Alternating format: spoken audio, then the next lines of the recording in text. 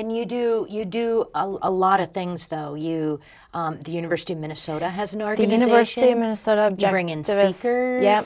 They bring in two or three speakers a year. So there is a university club, which is great. And the Minnesota Objectivist Association is sort of the community organization, and we support them by attending or donating some money to help them get their speakers in and advertise and grow, and that's you've had exciting. Fabulous speakers too. Who are some of them? We've had great speakers. We've had Jason Lewis spoke at the University of Minnesota. We've had Yaron Brook in.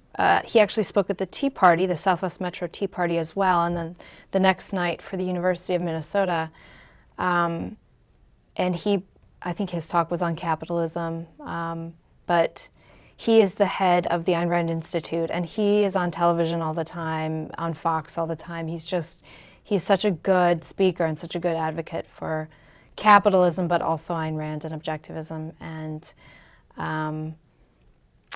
we've had Andy Bernstein, who is an Objectivist intellectual who also writes fiction, and he teaches literature out on the East Coast. I think he teaches philosophy too, and he's written several books, and he's always an interesting character. He's a fun guy. Those are the recent ones that we've had. So. And what do you see coming down the road? What do you see? I don't know what speakers are coming. But do you see? What do you see for your organization? Do you see the continued increase in numbers? Do you see bigger things happening in Minnesota? Definitely. I think, we're sort of reassessing right now where do we fit in. I think our biggest, the biggest thing that I want is just people to read Ayn Rand. I think she speaks for herself very well, and reading her novels in particular, I think that's something I just always try to tell people. That's my message. There's nothing more than just read Ayn Rand. She says it best.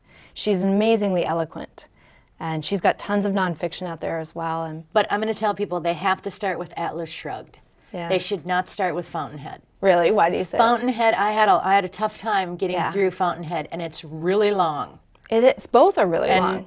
But Atlas Shrugged was a fabulous story, right, as well as so much more into it. Yeah. And I found myself having to go back and say, oh, wow. Or something, it's like it just jumps out of the page, hits you on the head, and you're all of a sudden awake to say, oh my gosh, the light bulb went off. I get it. I get it. Well, and a lot of times I think the experience people have when they read it is, she's saying what I think. She's saying what I think. And really I think everyone who likes her responds to her in that way. And really, either you like her or you hate her, it seems like. I like her. Atlas Shrugged is great because I think it's particularly now because it just resonates so well with what, if you are at all interested in your freedom, I think it just really resonates with you because it does take place in a time when there's political deterioration and the collectivists are winning. But, then you've got these heroes that fight them in a very interesting and unique way, which I won't give away because it's also a mystery. We're not telling, right.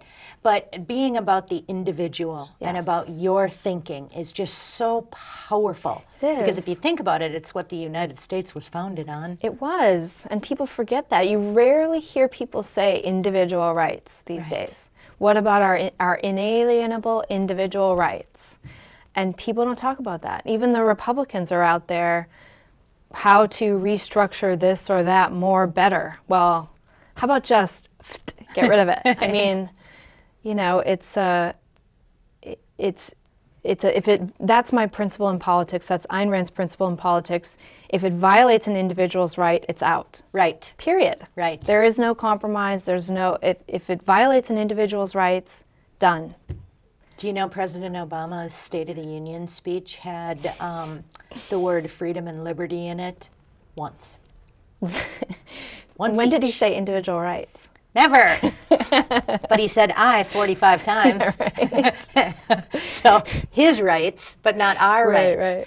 I just can't stress enough to people how important it is that they read these books. Yeah. And they can find more information about you, too. Yes. Do you have a website? We do. The Minnesota Objectivist, it's MNObjectivists with an S.com, Minnesota Objectivists. You can also find us on Facebook, Minnesota Objectivist Association. The University Club also has a Facebook page, so University of Minnesota Objectivists, look that up and you'll get that. Or you could look up Ayn Rand Study Group. I think Atlas Shrugged Study Group, or yes. Ayn Rand Study Group is the name of the University Club. So there are any number of ways to find us. So time to start thinking critically. Yeah, and you know, if you've read Atlas Shrugged, or if you haven't and you want to, or you start and you're like, wow, this is incredible, you can meet up with us, and we have a study group. We have, I think we're going to do a Fountainhead study group coming up in the future. We have other types of study groups that study the actual philosophy, and that's kind of it.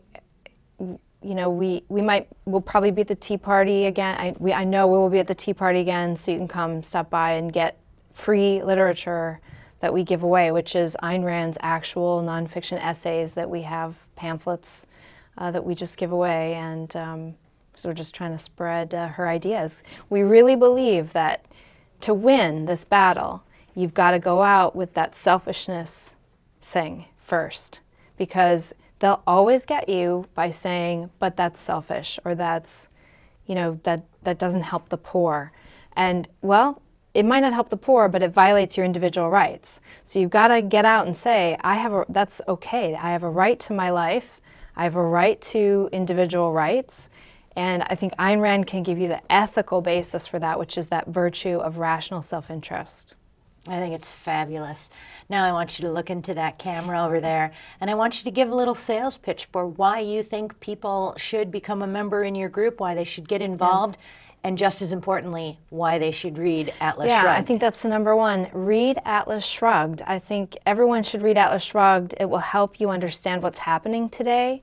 It will help you live your life in a more deliberate manner, and I think it will give you the moral foundation that you need to fight what is happening to us in the world in politics. We're going to fight collectivism. We're going to win. That's right. We're going to win. Yeah, liberty, freedom, individual rights. Yes, individual Sunny, rights. Thanks you Sue. so much. It was nice to meet you Loved and be it. here. Thanks Loved a lot. having you here. Well, we're out of time. If you find yourself agreeing with our guest, you might be a libertarian. To find out, take the world's smallest quiz at www.theadvocates.org. Remember, Libertarian Viewpoint brings you the non-government, liberty-based solutions that other media refuse to tell you about. Liberty works, and it's always the best choice. If anyone in government can prove otherwise, I challenge them to speak up. To view past shows, search YouTube using Libertarian Viewpoint. Thank you for watching, and stay tuned for other shows of Libertarian Viewpoint.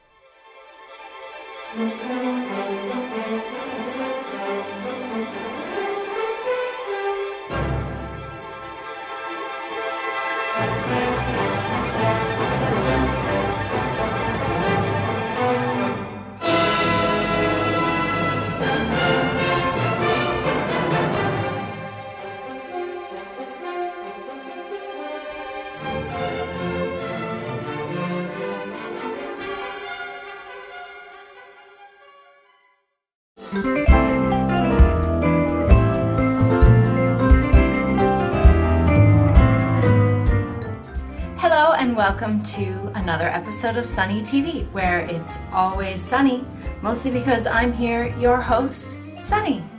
Today I'm going to come forward and reveal something that I've been keeping a secret. I was sexually harassed by Herman Cain. I have been inspired by the two courageous women who have recently come forward to accuse him of sexual harassment. Oh, that was 15 years ago? Well, why is it all over the news?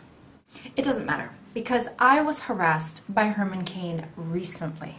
It was just like the other women. It was a non-specific gesture and a comment that wasn't necessarily sexual in nature. And in this case, it wasn't in person, it was through the TV, but nevertheless, it made me uncomfortable. Of course it was sexual harassment. Hello? Well, in any case, I have video evidence. After the non-specific gesture and the non-sexual remark, he smiled in this creepy, I'm gonna sexually harass you way. And here it is. See what I'm talking about? I am doing this for the settlement money, but I am also doing this to empower women everywhere to come forward for the settlement money. Well, that's it for Sunny TV. I know I've just hit you with some pretty big news. I'd love to hear your comments. I'll leave you with this. Don't let people sexually harass you through the TV. And if they do, get some settlement money.